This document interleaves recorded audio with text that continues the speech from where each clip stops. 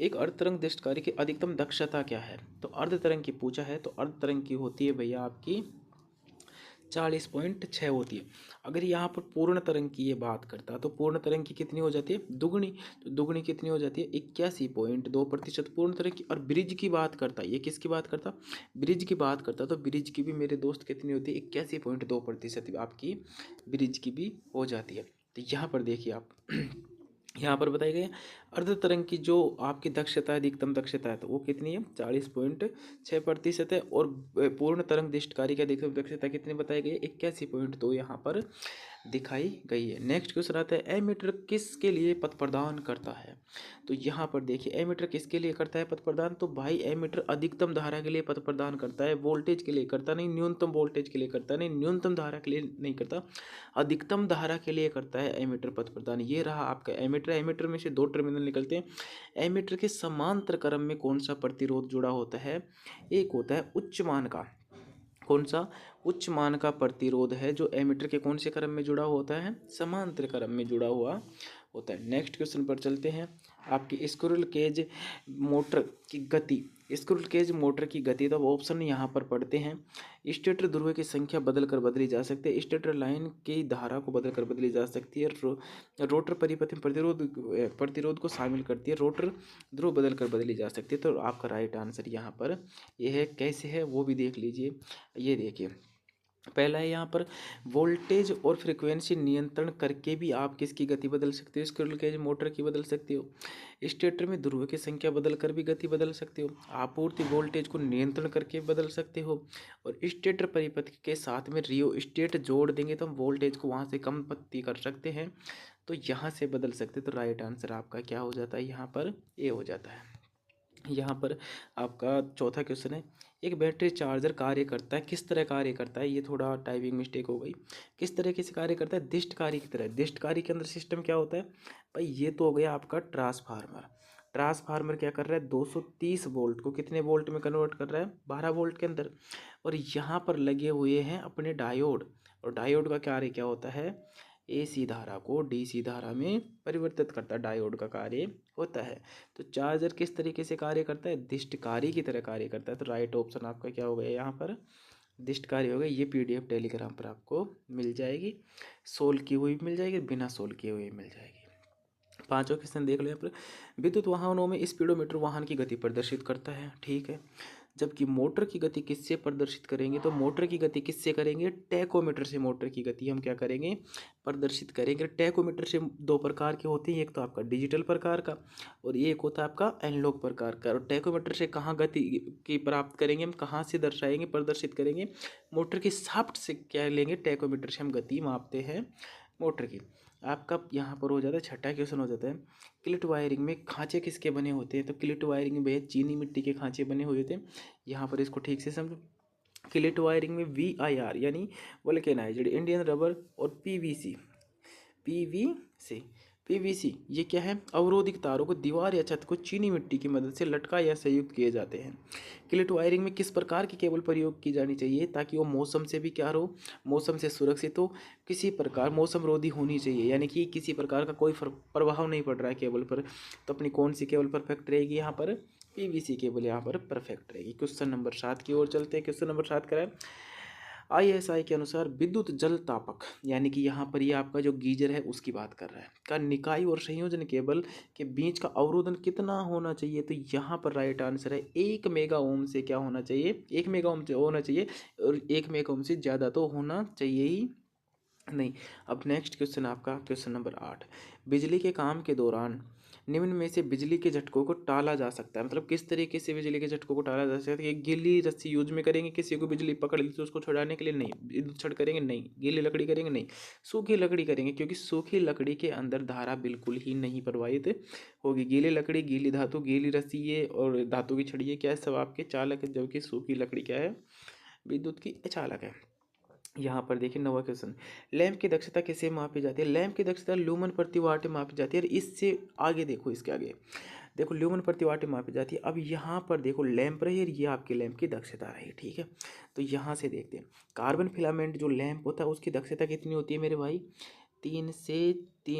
4.5 lumen प्रति वाट होती है। ओसियम फिलामेंट की होती है 5 ल्यूमन प्रति वाट होती है। टंटालम फिलामेंट की होती है 2 ल्यूमन प्रति वाट होती है। टंगस्टन फिलामेंट की होती है 18 ल्यूमन प्रति वाट होती है। कार्बन आर्क लैंप की होती है 9 से 12 ल्यूमन प्रति वाट। फ्लेम आर्क लैंप की होती है 8 ल्यूमन प्रति वाट। और नियोन निर्वात लैंप की होती है 15 से 40 ल्यूमन प्रति वाट। सोडियम वाप्स लैंप जो निम्न दाब के साथ में भरी गई है उसकी 101 से 175 ल्यूमन प्रति वाट है। सोडियम वाप्स लैंप जो उच्च दाब के साथ में उसके अंदर गए वाष्प भरी गई है उसकी 101 ल्यूमन से 175 ल्यूमन प्रति वाट है। और मरकरी वाष्प लैंप की कितनी है 30 से 40 ल्यूमन प्रति वाट हो जाती है। इस सारणी को थोड़ा याद कर लेना, इसके अंदर से मिल सकता है मामला। परिणन मोटर की गति थोड़ी कम हो जाती है। यहाँ पर खाली स्थान है, खाली स्थान में वर्दी करने के साथ में आपकी परिणन मोटर घूम रही है भाई, घूम रही है, उसकी गति थोड़ी कम करनी है। थोड़ी कम कब होगी, जब अब उस मोटर के ऊपर क्या कर देंगे, भार डालेंगे, तो उस मोटर की गति क्या हो जाएगी, थोड़ी घट जाएगी। जैसे आपकी मोटर घूम रही है, आपकी चक्की की मोटर है वो घूम रही है, जैसे आप उस पर दाब लगाते हो तो मोटर की गति थोड़ी घट जाती है। ये नहीं कि पूरी बंद हो गई पूर्ण तरीके से मोटर, तो क्या होगा इसके अंदर भार डालने पर गति थोड़ी क्या हो जाती है, कम हो जाती है। क्वेश्चन संख्या 11 की ओर बढ़ते हैं। निम्न में से कौन सा शौचालय विद्युत आयरन का तापक विनिमय घटक है। जो मतलब कि आपकी शौचालय आयरन है उसको ऑन ऑफ करने का काम कर रहा है अधिक टेम्परेचर होने पर, तो वो कौन है, थर्मोस्टेट है। थर्मोस्टेट क्या करता है, जब भी कोई तापक तंतु लिमिट से ज़्यादा गर्म होने लग जाता है तो उसके परिपथ को क्या कर देता है, ऑफ कर देता है, और फिर से वो वापस से वो नॉर्मल कंडीशन में आता है तो फिर वो ऑन हो जाता है। तो यहाँ पर राइट आंसर क्या है, थर्मोस्टेट है। थर्मोस्टेट का यहाँ पर देख लीजिए, थर्मोस्टेट विद्युत आयरन का एक महत्वपूर्ण घटक है जो इसके तापक को नियंत्रित करता है। यह विद्युत आयरन आयरन में थर्मोस्टेट का मुख्य कार्य सुनिश्चित करना है कि बहुत देर तक अपेक्षित रहने पर स्त्री को बहुत गर्म ना हो, स्त्री यानी प्रेस, तो यहाँ पर ज़्यादा गर्म ना हो, इसलिए क्या किया जाता है, थर्मोस्टेट का क्या करते हैं, प्रयोग करते हैं। एक लिसाजो पैटर्न कैसे बनाया जाता है, तो लिसाजो पैटर्न बनता है सीआरओ के अंदर। सीआरओ की जो स्क्रीन को प्रदर्शित करता है, लिसाजो आकृति में क्या करता है, प्रदर्शित करता है, वही लिसाजो पैटर्न है। तो क्या होता है, दो ज्यावक्रीय तरंग को खींचकर जो एक दूसरे को क्या होती है समकोण पर, वही क्या होता है, लिसाजो पैटर्न बनाया जाता है। ज्यावक्रीय सिग्नल सीआरओ के क्षैतिज और ऊर्ध्वाधर दोनों विक्षेपण प्लेटों पर लागू होता है। ये पैटर्न उन अक्षों के साथ ज्यावक्रीय तरंगों की एक जोड़ी के जंक्शन द्वारा उत्पन्न होता है जो एक दूसरे की क्या होती है, लंबवत होती है। तो आपका राइट आंसर क्या हो जाएगा यहाँ पर, नंबर 3।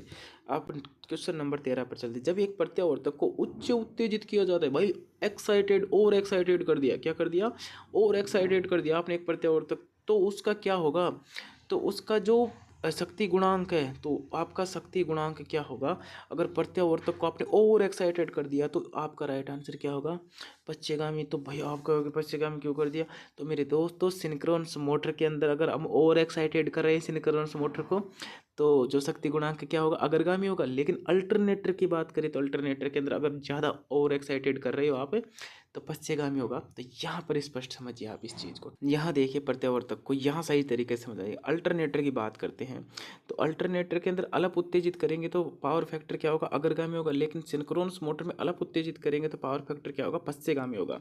और सामान्य पर दोनों के अंदर क्या होता है, इकाई होता है।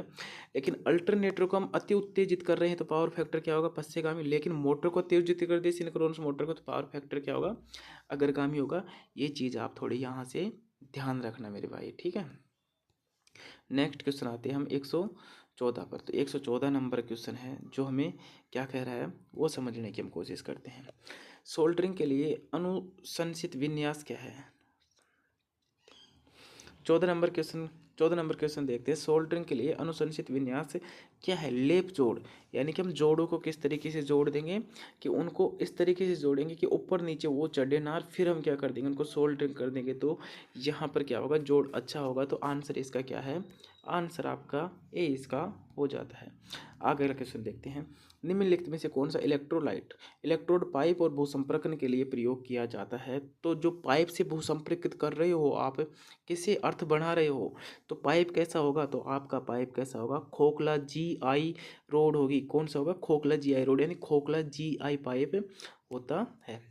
एक 3 इनपुट नॉर गेट में उच्च आउटपुट अगर हमें चाहिए तो हम उसके इनपुट के अंदर क्या दे कि हमें उच्च आउटपुट चाहिए, तो हम क्या देंगे, सभी इनपुट में निम्न क्या देंगे, यहाँ पर निम्न देंगे। सभी इनपुट क्या देंगे, निम्न देंगे। तो इसको आगे देखिए बहुत अच्छे से समझ आएगा। यहाँ देखिए इसको, ये रहा आपका, तो क्या हुआ, यहाँ देखिए, अगर ये देखो आपका आउटपुट तो ये रहा आपका, ये तो क्या रहा आपका आउटपुट रहा। तो आउटपुट उच्च कब प्राप्त हो रहा है, तब हम सभी जगह क्या दे रहे हैं, निम्न दे रहे हैं। देखो आर और पी क्यू सब के अंदर हमने क्या दी, 0 0 0 दी, तो हमें आउटपुट के अंदर क्या प्राप्त हुआ भाई, आउटपुट के अंदर हमें 1 प्राप्त हुआ, यानी उच्च प्राप्त हुआ किसके अंदर, आउटपुट के अंदर। कब हुआ, तब हमने सभी तीनों जगह क्या दिया, निम्न दिया।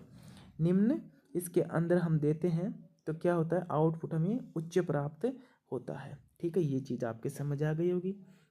नेक्स्ट क्वेश्चन हमारा फाइल का है।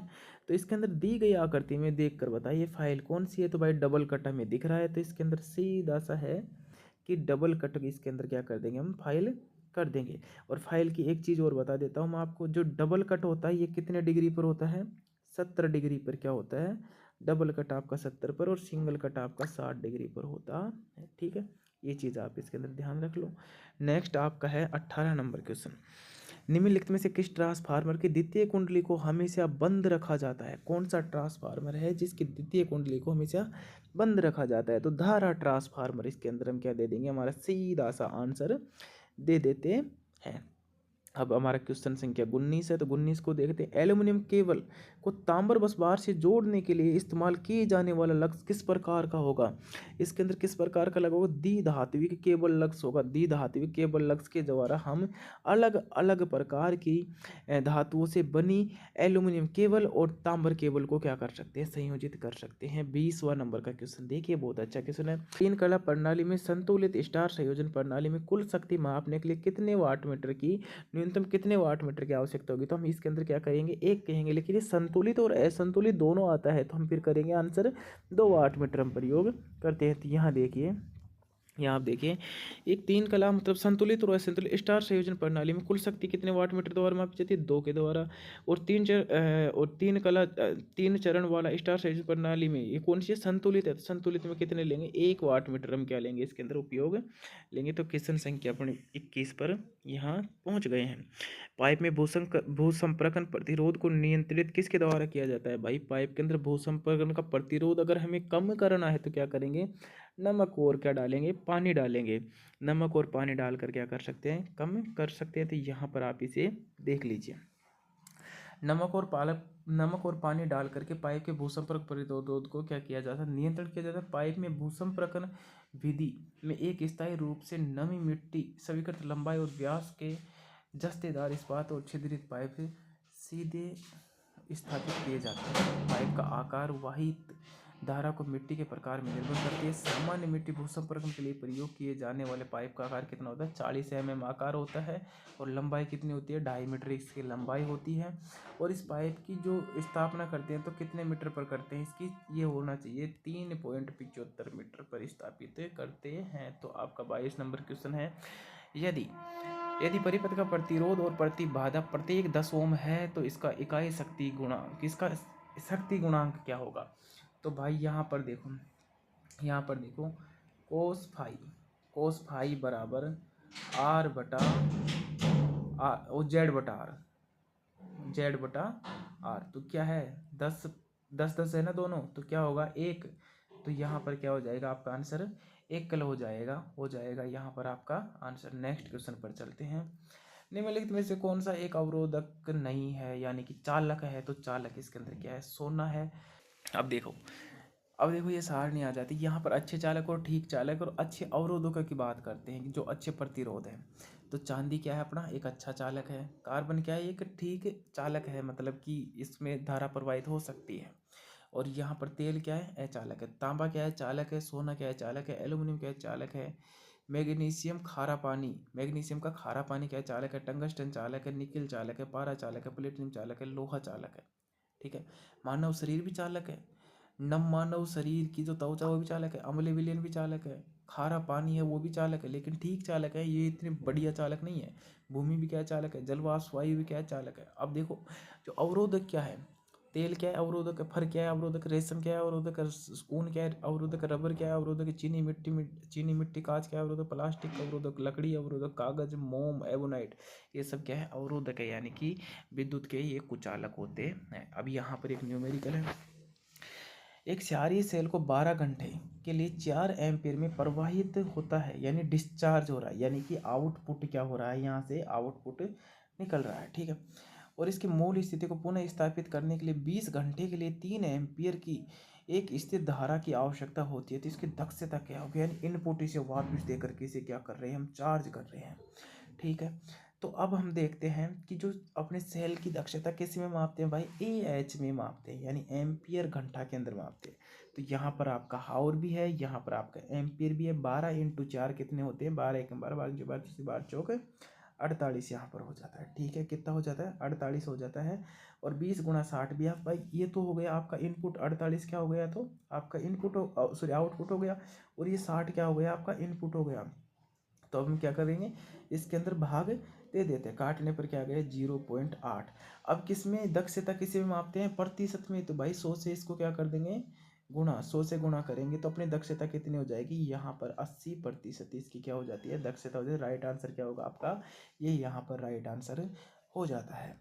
नेक्स्ट चलते हैं हम क्वेश्चन नंबर 25, यानी लास्ट क्वेश्चन पर चलते हैं। एक डीसी शंट मोटर के क्षेत्र को चलते समय खुल जाती है तो गति क्या होगी। अगर डीसी शंट मोटर की अगर क्षेत्रीय कुंडल खुल जाती है, फील्ड वाइंडिंग खुल जाती है, तो मोटर की गति क्या हो जाएगी, बहुत खतरनाक और उच्च हो जाती है, क्योंकि यहाँ पर EMF का मान क्या हो जाता है, बढ़ जाता है, और रोटर बहुत भयंकर रूप से मोटर के अंदर घूमने लग जाता है, आर्मेचर। यही बात अगर हम श्रेणी मोटर की करें, कौन सी मोटर की, डीसी सीरीज की, डीसी सीरीज की हम ये बात करें, तो डीसी सीरीज के अंदर अगर वाइंडिंग खुल जाती है तो मोटर क्या हो जाएगी, बंद हो जाएगी। क्यों, क्योंकि उसका तो सारा मामला भाई श्रेणी में ना, ये रहा आपका आर्मेचर, और ये इसके श्रेणी में रही कुंडली। तो अब ये तो पूरी श्रेणी में आ गई, फील्ड वाइंडिंग खुल गई तो परिपति टूट गया। क्या आर्मेचर में धारा जाएगी, क्या आर्मेचर में चुंबकीय फ्लक्स बनेगा, नहीं बनेगा ना। तो नहीं बनेगा तो क्या डीसी सीरीज मोटर के अंदर फील्ड वाइंडिंग खुल जाएगी तो किसी प्रकार से मतलब गति तेज होगी, नहीं होगी, ये मोटर क्या हो जाएगी, बंद हो जाएगी। बल्कि आपकी संट मोटर है उसके अंदर गति क्या हो जाएगी, भयंकर हो जाएगी। क्योंकि जो सारी भाई इस तरीके से देखिए आप, जो आपकी डीसी सीरीज है, कौन सी, डीसी सीरीज जो आपकी है, ये रहा आपका, ये रहा आपका आर्मेचर, ठीक है। आर्मेचर ये रहा, इसके समांतर में कौन सी वाइंडिंग जोड़ी हमने, ये जोड़ दी फील्ड वाइंडिंग, और ये रही आपकी यहाँ पर डीसी सप्लाई, ठीक है। ये रही डी सप्लाई, परिपथ कुछ इस प्रकार का है। अब यहाँ से फील्ड वाइंडिंग टूट गई तो सारी धारा कहाँ जा रही है, अब जा रही है आर्मेचर के अंदर। तो आर्मेचर का क्या हो जाएगा, चुंबकीय फ्लक्स अधिक हो जाएगा, और मोटर की घूर्णन गति क्या हो जाएगी, उच्च हो जाएगी, खतरनाक रूप से हो जाएगी, ये अपनी वाइंडिंग उखाड़ सकती है। तो ये हो जाते हैं आपके PYQ के 25 क्वेश्चन। ये 2019 के क्वेश्चन है, 22 जनवरी की सेकंड शिफ्ट के ये क्वेश्चन है। ये क्वेश्चन आपको कैसे लगे कमेंट में ज़रूर बताना। और बाद में किसी भी तरीके की और कोई हेल्प चाहिए तो कमेंट कर देना, या फिर आप टेलीग्राम पर हमें मैसेज कर सकते हो। धन्यवाद, जय हिंद, जय